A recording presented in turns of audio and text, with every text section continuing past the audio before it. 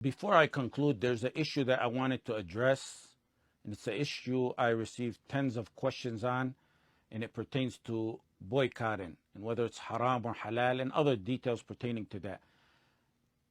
And I received questions from in Arabic and in English, so it's going on in the Arabic world and the Western world. And this was a hot issue 2 decades ago, and our beloved Shaykh, the Allama, the Imam, Shaykh Hamoud al-Uqla, rahimahullah ta'ala, addressed this. And he asked me to type it and publish it, which I did on as-salafiyun.com back then. And it can probably be found, wallahu a'lam, somewhere on the internet today. He responded to some issues, for example, like the issue of invalid qiyas, of saying the Yahud during the Messenger sallallahu alaihi wasallam's time, who are under his control, are like the Yahud of today. He cleared that matter up. And in the beginning of the fatwa, he said, whoever says boycotting is not permissible is either ignorant or has ulterior motives. You hear statements like, the Messenger sallallahu alaihi wasallam didn't boycott. It's not permissible. The rulers didn't allow it. If you allege that the Messenger sallallahu alaihi wasallam didn't boycott and it's up to the rulers, then be a real Salafi. Go to your rulers and ask them to do exactly what the Messenger sallallahu alaihi wasallam did. The Yahud of the Qibla are afraid to think about what the Messenger sallallahu alaihi wasallam did to the Yahud of his time. The Yahud during the Messenger sallallahu alaihi wasallam's time didn't do a milliounce of what the occupation Zionists are doing today. What they did was uncomparably much less than what the Zionists of today are doing. Yeah, go see how the Messenger sallallahu alaihi wasallam dealt with them. And since you're Salafi and you say the Messenger sallallahu alaihi wasallam didn't boycott, go ask your leaders to deal with the Yahud of today like the Messenger sallallahu alaihi wasallam dealt with them back then. Go read the history and seerah of what happened to Bani Nadir, just because they attempted to kill the Messenger sallallahu alaihi wasallam, or what he did to Bani Qaynuqa, not because they massacred men and women and children over a 75-year span, not because they took towns off the face of the earth. I'll just give you a quick, small example. The town my father's from in Haifa. After my father left in 1948, there was approximately 2,000 people left there. They went to that town, massacred everybody there, and took that town off the face of the earth. It no longer exists. And there's countless of other examples like that. So Gaza is not something new. For the new generation we tell them, Gaza's not, that's been going on for 75 years. Go see what happened to Bani Qaynuqa. Not because they massacred or caused a genocide, because they violated a single woman. Or Bani Qurayza, when the Messenger sallallahu alaihi wasallam approved the blessed decision of Sa'd ibn Mu'adh, because they betrayed the Messenger sallallahu alaihi wasallam while he was occupied fighting Al-Ahzab. And then go see how he chased them out of Khaybar after that, and what he did to them, and what Umar radiallahu anh did after that. The Messenger sallallahu alaihi wasallam took their strongholds and wealth and evacuated them. He took their castles and orchards and fortresses and weapons and even their food. He made them surrender their wealth. Boycotting is what? Inflicting pressure on a targeted entity. It's a form of boycotting. That's the highest degree of boycotting. When he besieged Bani Nadir and other tribes, it was a form of economic pressure on them. When he burnt down and cut their palm trees, it's a form of economic pressure on them. When he destroyed their economic infrastructure, their source of food, that's a form of economic pressure. In Sahih Bukhari, Muslim. Ibn Umar radiallahu anhuma related, أن رسول الله صلى الله عليه وسلم حرق نخل بني النضير وقطع. The Messenger sallallahu alaihi wasallam cut down the palm trees of Bani Nadir and burnt it. Cut them down and he burnt it. And that's when the verse was revealed.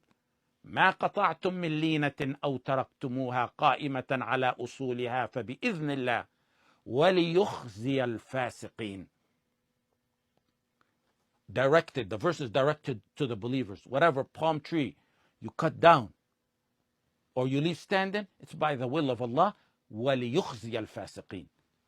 Ibn al-Qayyim and Ibn Hazm and al-Nawawi and al-Sarakhsi and others said this is proof on the permissibility of cutting their trees. Their trees are what? Their source of income. Their source of food. That's economic pressure. Ibn Hazm said it's even permissible to burn their food, a form of economic pressure. Ibn al-Qayyim said if it weakens them and enrages them, then it's permissible. So the Messenger sallallahu alaihi wasallam, what we get out of this, the Messenger sallallahu alaihi wasallam used economic pressure in numerous ways to pressure his enemies.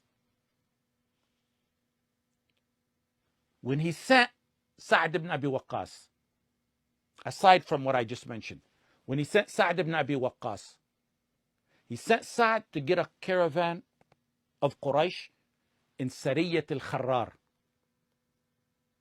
Sariyat al-Kharrar was an attempt to get a caravan of Quraysh. It's called Sariyat al-Kharrar or Sariyat Sa'd ibn Abi Waqqas. And he did the same exact thing in Ghazwat Buwat. And the same exact thing in Ghazwat Badr that everybody knows its details. Each one of those was an attempt to take a caravan of the enemy. Why? To pressure them financially.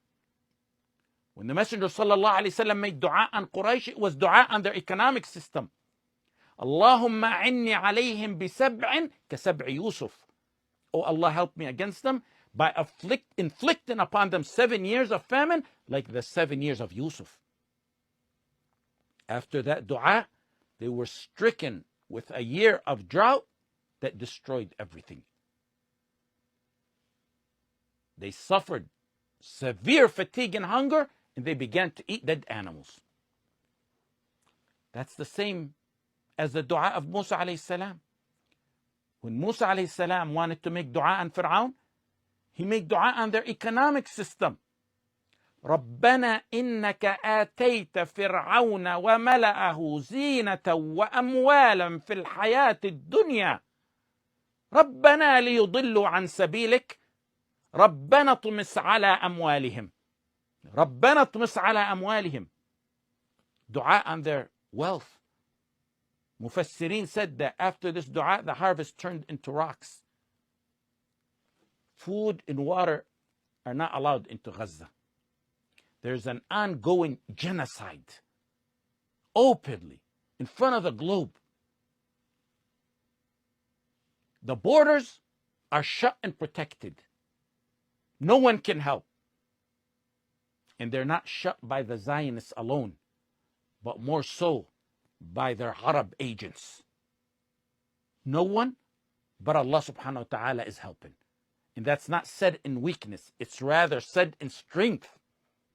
Because Allah subhanahu wa ta'ala is the most sufficient. With all that going on,